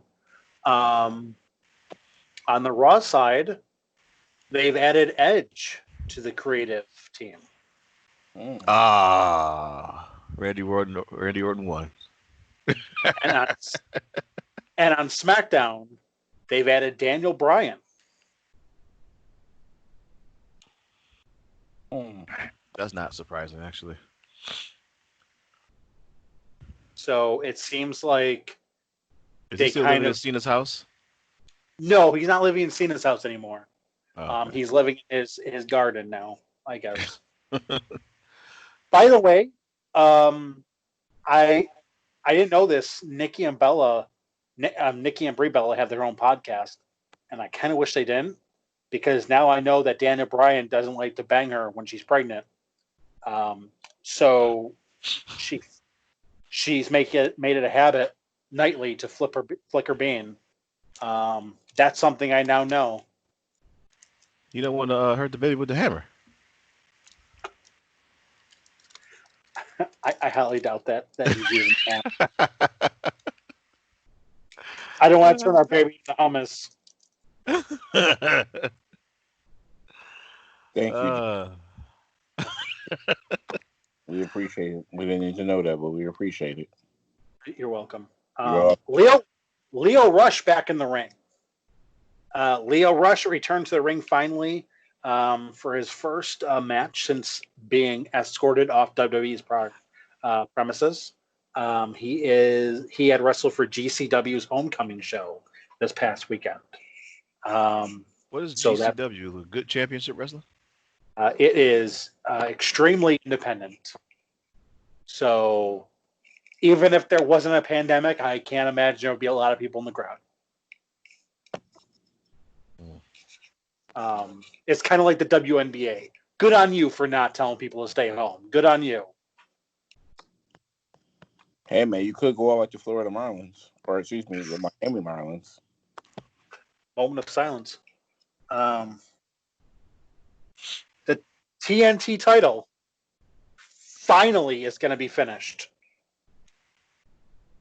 Cody Rhodes gave a date of August 12th as when we're going to see the actual TNT championship. You know, if it took this long to finish up that tacky belt, this really worries me about those console launches. Ain't that the fucking truth? Yeah, but they're being made in China. They don't give a fuck. I'm just saying, Cody got to stop treating that belt like his wife told him to take the garbage out, and he hit it with the, yeah, I'm going to do it. Basically what's going on with that belt. Yeah, I'm going to do it. We'll get to it. Just on that long list of honeydews at the bottom. Pretty fucking much. And lastly, Vince McMahon has finally acknowledged that, hey, we need to build some new stars. I guess people in the upper echelon of WWE have said that they've heard in talks with Vince McMahon that he's kind of realized that just bringing in old stars is not working anymore, especially with this pandemic. It's increasingly hard to keep people's attention when all the wrestlers on TV are not established because we've just taken the focus off them and onto Goldberg and Brock Lesnar. So they are looking to now build up new stars. And that's why you're seeing guys like Matt Riddle and Big E getting a lot more TV time. How do you think, you guys think, and this is, we can just say, as far as the internet or universe is concerned, but if and when he comes back and there's still no fans, whatever, how do you think Roman Reigns will be received?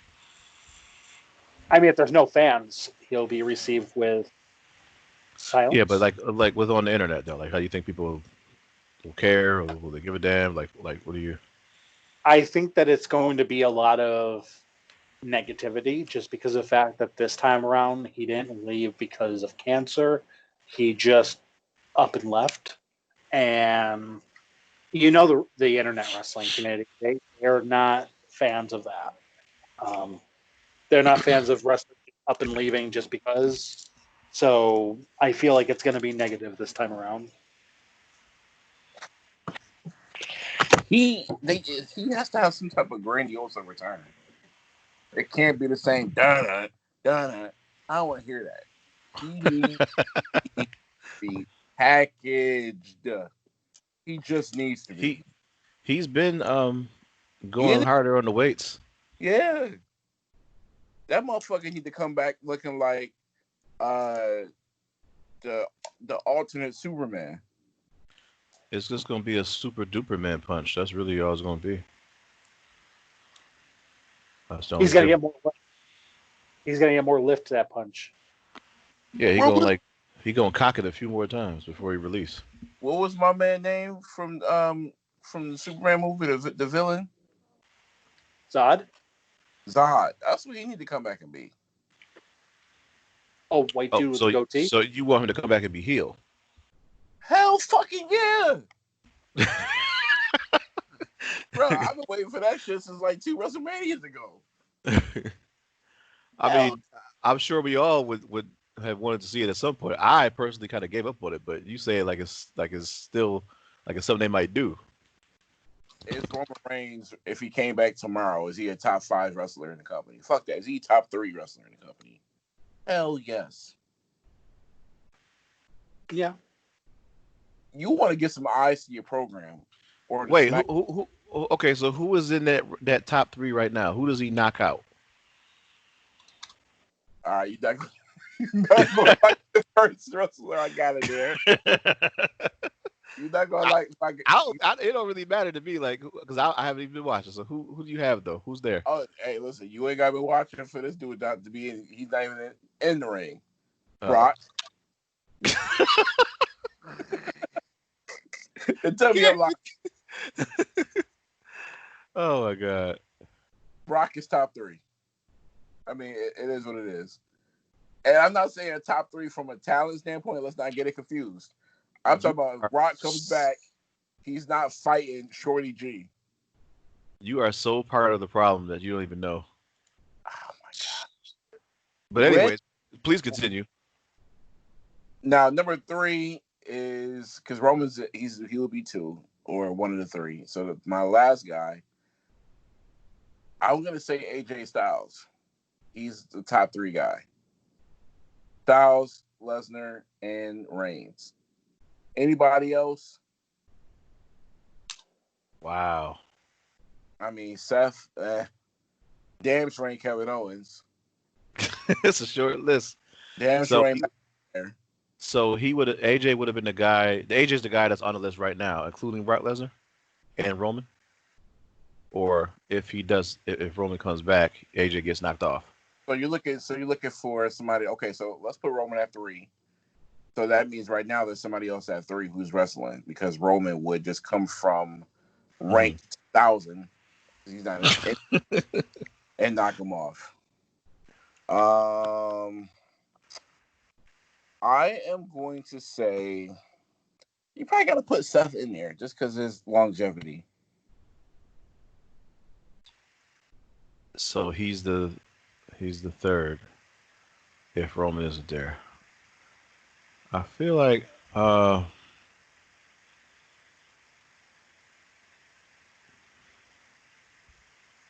you don't think like Bailey and Sasha ain't doing nothing for you? Come on.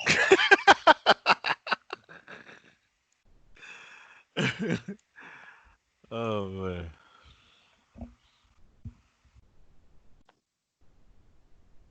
I'm just talking about male athletes at this point because the women division, I don't know what the hell they're doing. They power tripping, man. That's what they're doing. We'll get to that.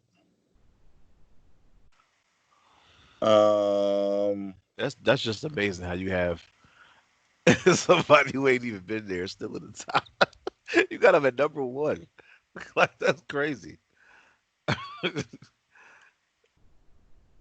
So, but you acting like dog. Come on, man. Drew, where do you got anybody different? I don't have Brock Lesnar at the top. That's for fucking sure. Oh, yours is John Cena, right? No. No, I still have AJ Styles at the top. That's. I don't care that he's just Intercontinental Champion right now. The fact of the matter is, he's still the best wrestler there right now. Yeah, that's why I'm trying to figure out. I guess you and Mac are judging off 2 different things. But what do you mean? Because he's saying he's the top wrestler, And I'm sure you're going by star power. When No, with your Brock Lesnar being the number one pick.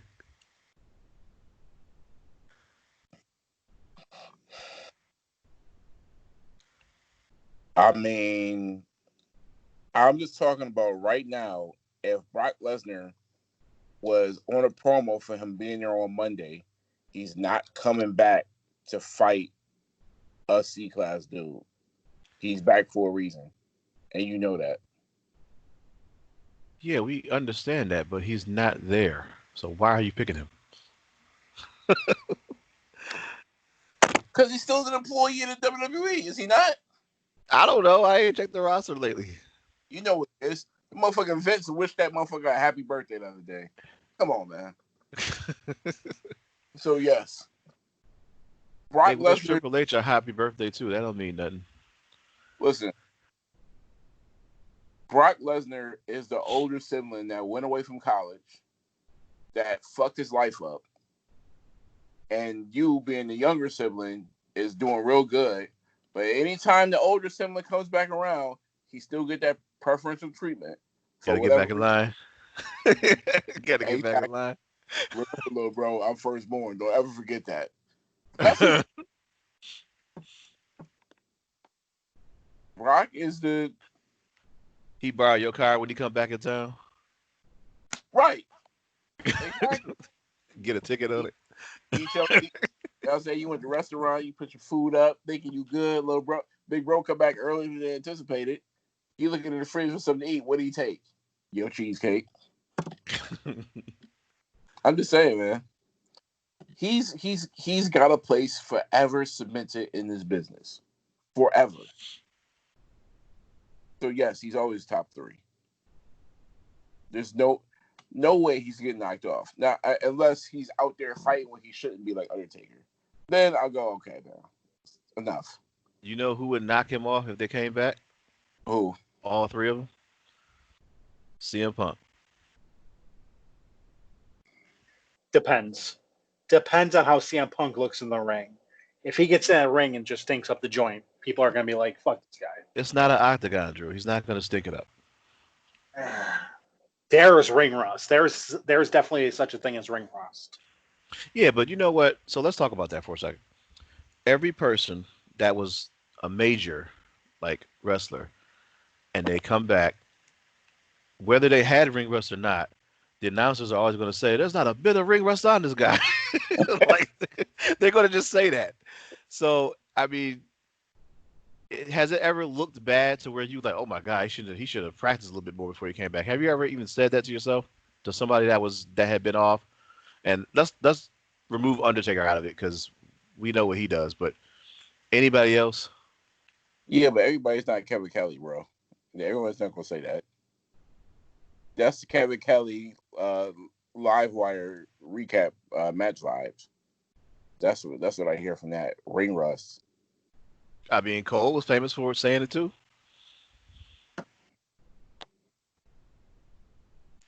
Yeah. Whether it was there or not, they're gonna tell you it wasn't.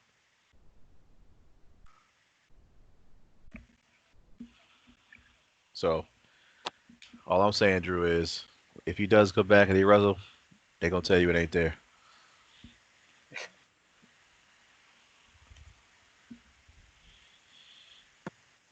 CM Punk is definitely, but again, these are the guys that announce they going on tour, and you already know they ain't performed in 20 years, but shit, it's going to sell out. Yeah, that's true. And then the first few shows are kind of shitty because they're all out of shape, all winded after the first few songs.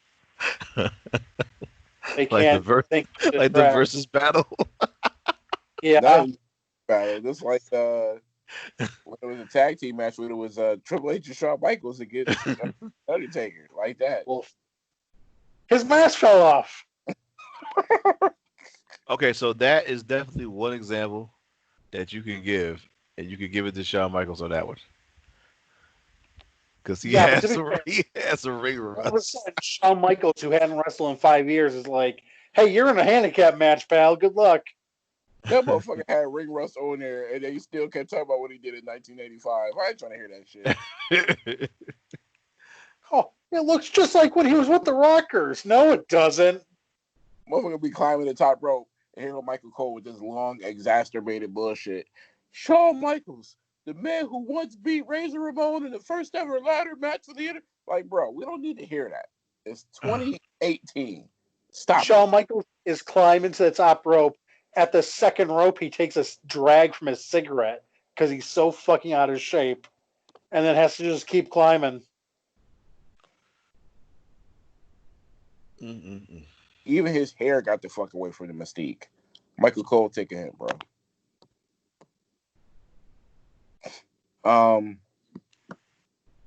But yeah, I mean, if Roman, when he comes back, I think it needs to be to a whole different tune. And I think that he should be a heel. And to get him, to quote the good old JR, when business picked itself, or business is just picked up, he's got to do something heinous toward a beloved guy. Could he be the hacker? Have they even mentioned the hacker in like a while? No, they have not. It's died. Roman's not. The big dog is hacking this. Yeah, no. Can't see that happening. I'm about to say, I don't know who he could knock out, but he's got to knock out somebody. Go, how can you do this? Oh, you need somebody that's gonna make you write the "Why Roman Ride" shirt. I mean, poster sign. The fall guy. Yeah, right. Bring back Pat Patterson during LGBT month or some shit, and have him give a speech about his coming out and all of this other shit. And then you have Roman come out and say that was a real brave thing you did, and just fucking spirit the shit out of him. That's like, not gonna. That's definitely not gonna paint him in the right light. right. That's how you Now, do that. I will say, we do say that WWE sometimes has some boneheaded thoughts and some boneheaded ideas. But I just found another piece of news that's just like, are you guys even fucking trying to make good decisions?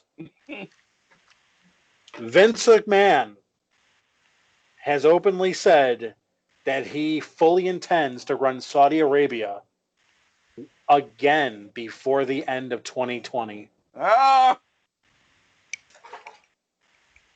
that shit is gonna look like the New England Patriots, all the opt-outs. Hey, you want to go to Saudi Arabia during a pandemic? Not really. That motherfucker is off his rocker. That's a guy who's really concerned about the third quarter margin sheets. Yeah, yeah. Mm-mm. Vinnie Mac. Did you want to go on to Raw now? Damn, I thought we had did it. That's what she said. Oh. Yeah.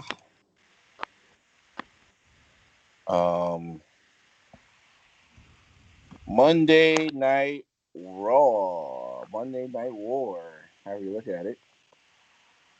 I'm about to call him Seth Orton. Jesus. Randall Orton sets his sights on Drew McIntyre. So this is like a gauntlet of all of the guys that Randy could fight while Edge is out. They finally decided to put him in the ring with Drew McIntyre. However, Drew, do you want to pick up from here? Did you watch? I did not. Okay, because I know you would be getting hard with this. Yeah, So Randy Orton came out, spoke about how the Scottish psychopath has earned his respect after what he did to Brock Lesnar. He then challenged him to a title match at SummerSlam. He left the ring, and guess who came out? Who came out? Bumbling, stumbling, fumbling, Nia Jax. That's right, my lady. She came out and said she understood where he's coming from. She says she also woke up this morning and she wanted her championship back. Took less than a minute for Shayna Baszler to come out. And then as the show went to a break, things got very physical. A lot of people said they loved what happened with Shayna and Nia in this spot. I'm not a safe worker. I'm not a. Anywho, moving on. Viking Raiders took on Ricochet and Cedric Alexander, who also took on Andrade and Angel Garza. The match ended where Garza and Andrade got the win, I believe.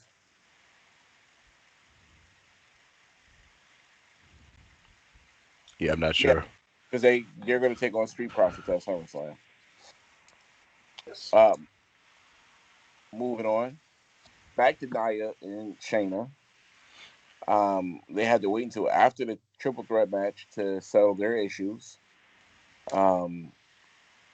This was a match that just went outside the ring immediately, and this is counted out.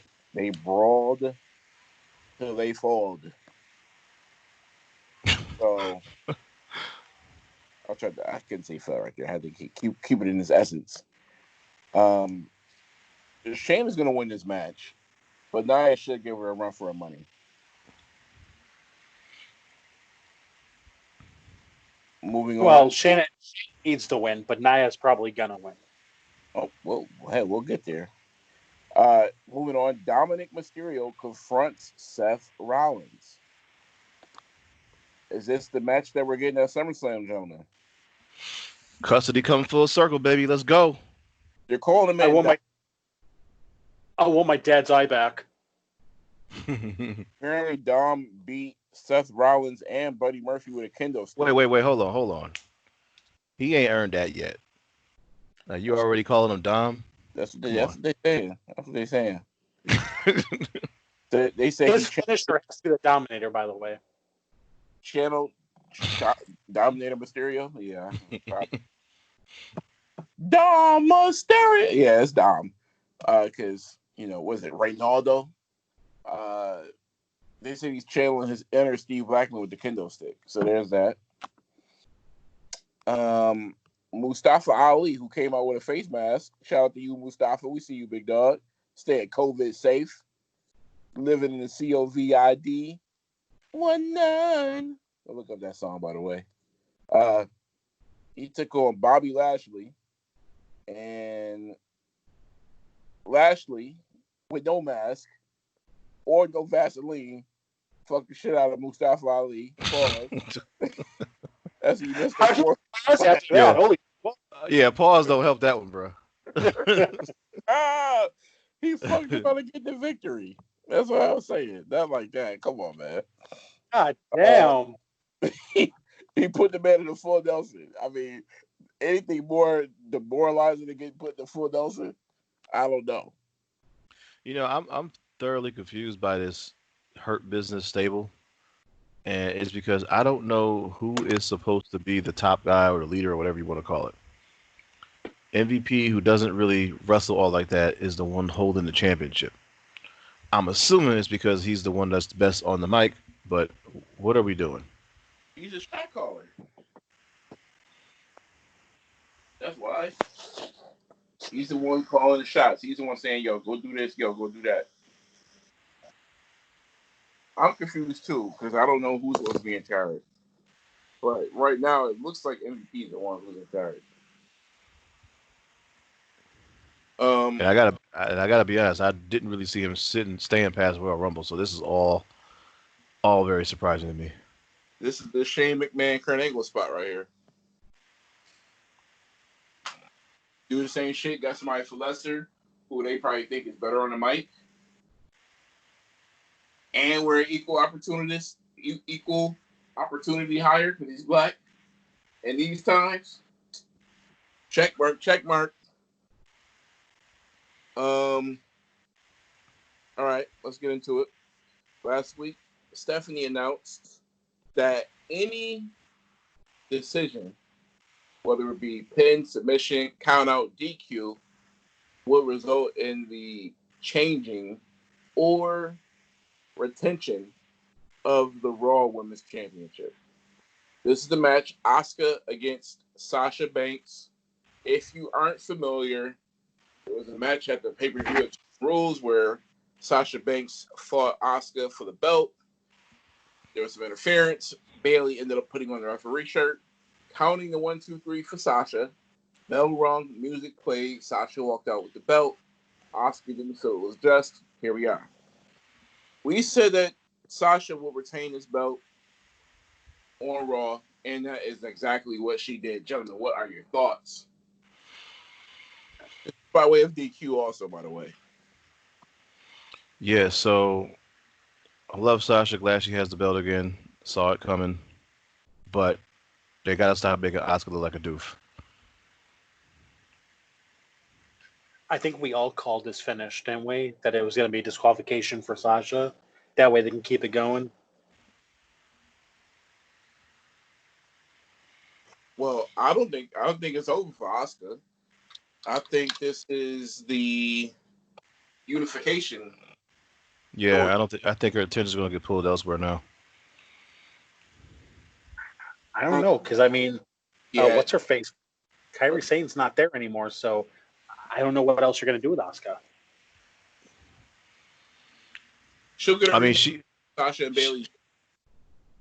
she's going to be in like the title picture, a title picture for sure, because like they're the two women power trip. They got all the goals, so she's going to be in that picture per se. But I think for right now, at least for SummerSlam, title unification is on their mind. Yeah, that's what I think too. I just don't know if I don't have faith that they're gonna trigger it cleverly. What do you mean by I should say execute it, because you know how they're gonna cause a rift between Sasha and Bayley now, when they both seemingly have what they want. They're both running the show. How do you get the other person, you know, to say something about the other? Because back in the day, if I'm going to compare this to the two-man power trip, it wasn't Triple H and Steve Austin having both of the top belts. Triple H had an Intercontinental, and Steve Austin had the heavyweight, and they had the tag. It was a little bit different of a dynamic there. They both have their top belts, the women in their respective brands or whatever, and they're the tag belts. So this is a little bit different. So how do you start this fight now? Drew, thoughts? I mean, as far as that goes, I really don't like the whole combining the belts, just because of the fact that we've seen this. We've seen this a million times. You know, one of them has to be a good guy, one of them has to be a bad guy. You can't make it interesting with both of them being bad guys, because then there's really no reason for them to feud, really. And it doesn't make sense for Sasha to go back to being a good guy. God save us if Bayley does, because it was stale as fuck. I don't know. I don't. I think it's a bad direction all around, but you know, hopefully I'm wrong. Yeah. We'll see what happens. I think if somebody is forced to go face, it's going to be Bayley, though. Well, naturally. That would be the case, naturally. Moving on from that, Humberto Carrillo took on Murphy. Murphy ended up getting the victory. Drew McIntyre and Dolph Ziggler. Oh, hold on.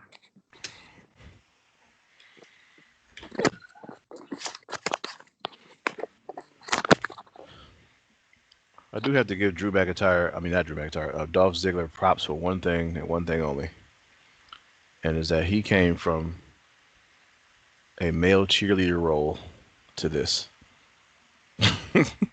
Yes. When you think about that, I don't know if anybody else can survive that. That is true. Yeah, we'll see. Um, just reading. So McIntyre and Ziggler ended up going at each other, and that's how they ended Raw. No Orton. That was supposed to be a match, right? I believe so. But they were supposed to put doubt in people's heads as if Ziggler could win and Orton would face Orton would face Ziggler at SummerSlam, but there was never any doubt. All right. You said triple threat? Possibly. No, they're not doing that. Hell no. Orton, I think, has. If I can't remember all of the SummerSlams, but the major ones. I don't know if this is going to count as that yet, but he's usually laid down for somebody. And it's funny that I don't know if they did this or not, but during their promo that you mentioned earlier, since Drew McIntyre had fought Brock Lesnar and pretty much, I don't know, beat him within like 5 or 10 minutes, Randy Orton, when he had his go with Brock Lesnar, didn't go so well at SummerSlam. You guys remember that? I do. It is true, yeah. Was it well And at I all? and I I'm wondering if they're gonna talk about that at all, or if they just, if they're not gonna, ever bring that up. But that could be some ammunition for Drew McIntyre if they choose to use it.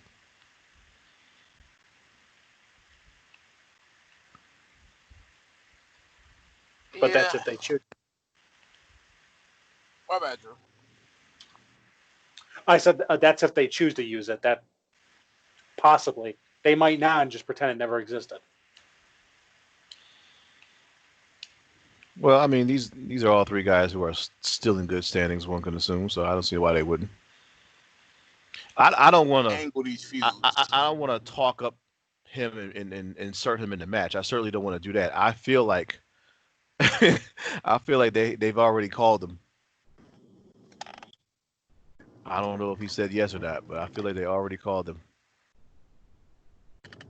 Huh. Whenever Mac brings him up, he seems to come around. So it's SummerSlam. It makes sense for him to be in on the show. I'm not going to say in the title picture. I think they're going to keep that between Randy Orton and Drew McIntyre, but who knows? I'm pretty sure he got I a phone thought call. I threat with Orton because I mean, what else do they have for him to do? Him and Big Show again? No, I mean, when you said triple threat, you were talking about Drew McIntyre, Dolph Ziggler, Orton, right? Or no? Yeah, that's what I was talking about. Yeah, see, that's why I disagree because of Dolph Ziggler. I can't have that. Yeah, but what can they have?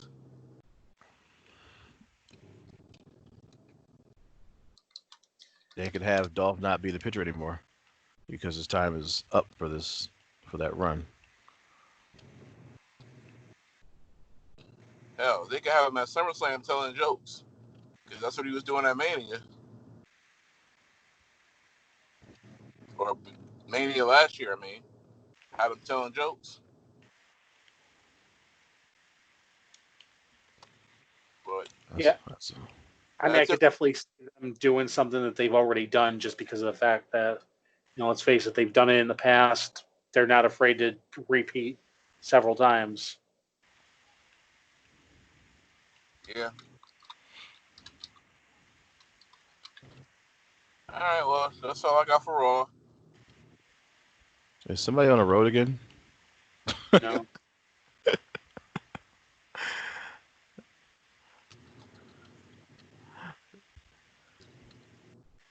Uh, do we have Abby's question? Yes. Let me pull it up right now.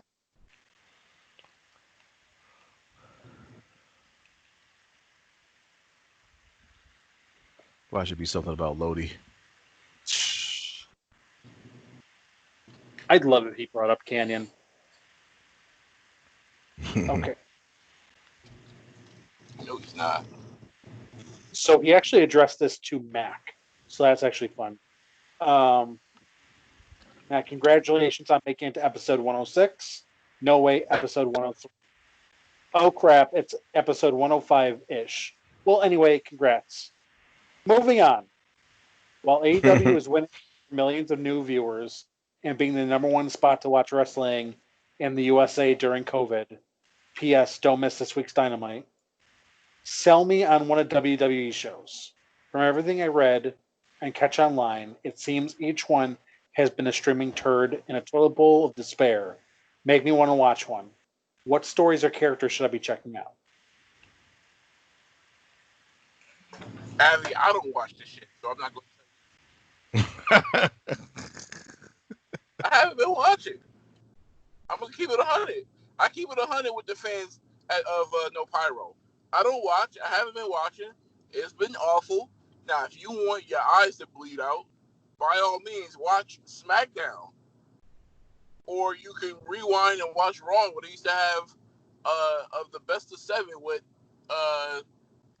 Street Profits and Viking Raiders, where they would freestyle. You can watch that. I'm not watching that. Rather watch Ice Melt. It's awful.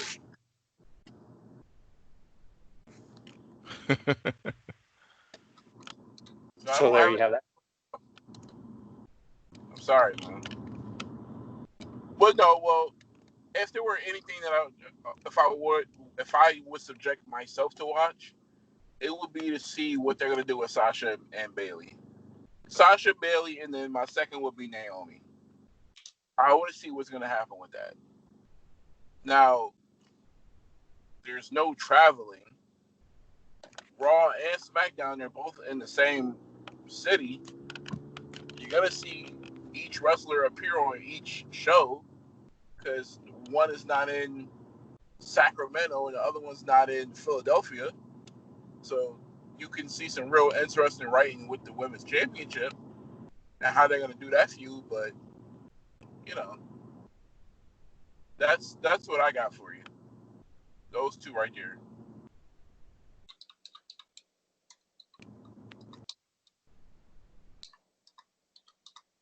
Do you have anything to add to this, Swervy?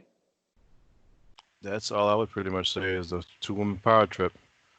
I don't think there's anything else left to care about right now at this current time. All right. Okay. Did you want to play us out then? Yes, sir. For the guys and gals and everybody in between, my name is Total Mac with the team. That is Swervy Lee. That is No Chill Drew. Y'all getting the condensed version today because y'all know who the fuck we are. Say our names, motherfucker. Y'all get it. Oh, God talk your damn. ish. I ain't stop talking. Yeah, I'm Total Mac. That's Swervy Lee. That's No Chill Drew.